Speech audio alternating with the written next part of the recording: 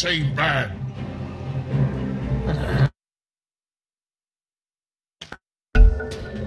What? No, there's sentry water. There's two sentries. There's two. Oh yeah, sentries. it's the two dire sentries. I'm like, why have you got two dire sentries in the same area?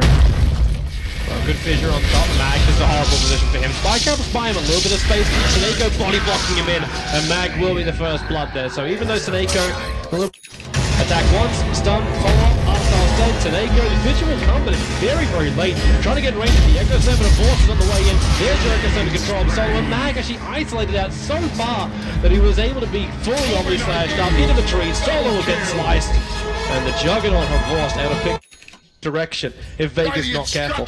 They're fortified. I'm not saying like Vega is out of this game because they've still got a lot of farm on the guard as well as the SF. They've got a lot to work with. But right now, mentally, they're cracking. They're being picked off in so many locations in every single part of the map. From bottom, but is it really worth your life?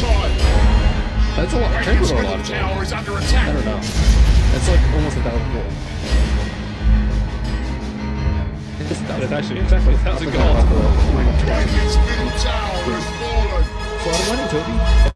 KB from a Force just walks into the storm. He needs to get back out the other side before it wears off, and he'll be able to do so.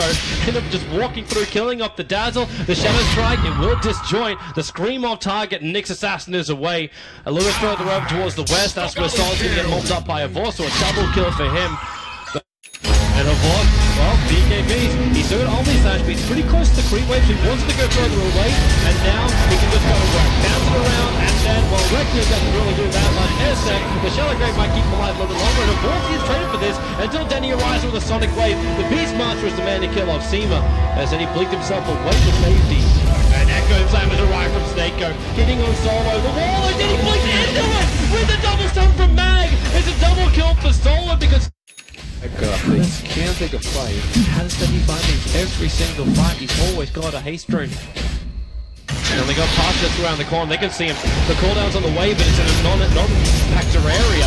At the same time, the fight's been completely split up. Denny's already got the double kill with that Sonic Wave. They move. Again, it's an isolated SF just ripping into him. He's trying to forward from the freeway. If he needs to with the other side, he can do so, but it's not required. Switch on the mask of Maz. Now Solo TP'd up to try and control him. The glimpse won't work because Omni Slash does better.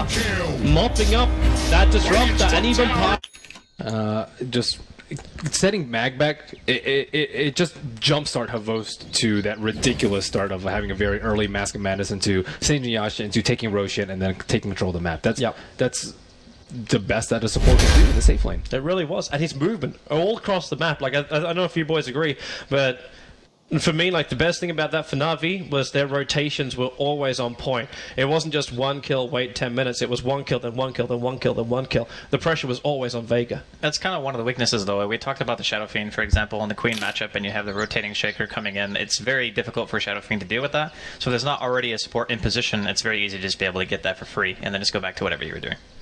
Yeah, I think that one thing, the Seneko definitely played really well, but one of the best things that I read about him was just the fact that, yeah, he had some good Echo Slams and everything else, but it's not always about hitting the 5-man Echo Slams, right? Like, sometimes it's about setting up the rotations, and, like, him sitting on the side of the trees and being able to get that initiation on the SF and that top tier 2 fight was obviously a huge factor. I think there were multiple instances where Seneko just had really strong reads about where to be in order to find that clutch initiation, even if it is just a 1-man Echo Slam. It sets up your team for total success, and, you know, Navi definitely looking really strong. I mean, that's another prediction down the drain there, Toby. It is. Mine's actually out the window. What were you looking at on the stats board? No, there was that thing at the bottom that said fissure, and it was like Sonico, you know, like the chat fissure. People just put it down there, and it's just like the straight line.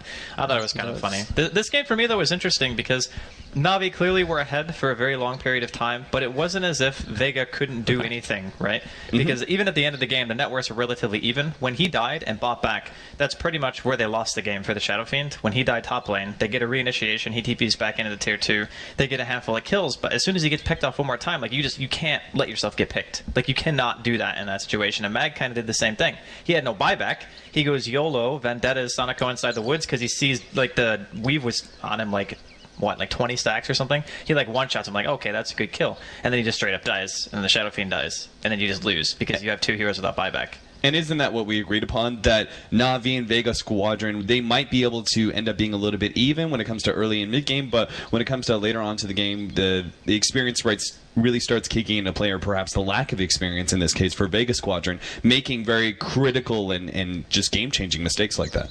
Yeah, I agree. The thing that was really heartbreaking was Mag had finished his Aghanims at around 37 minutes in, and he had Blink. So there's already clear high ground defense potential from that hero just because of Aghanims. You just spam mana burns and you spam stuns, and then the team actually just can't end the game. So all they needed to do was sit inside of their base at least long enough to where Shadow Fiend had buyback, and then you could just say, okay, well, we take a team fight when Navi comes high ground, or if we can test Roche, at least we know we don't just straight up lose from one hero pick. I think it was a very uncommon mistake for teams to make, to have that particular thing happen. And with that, now brings Navi just one game away from winning the TI European qualifier and getting that direct slot into the 16 teams that are going to be there. Hope you guys will join us for game number 4. We're going to have a short break, and we'll be back with Vega versus Navi.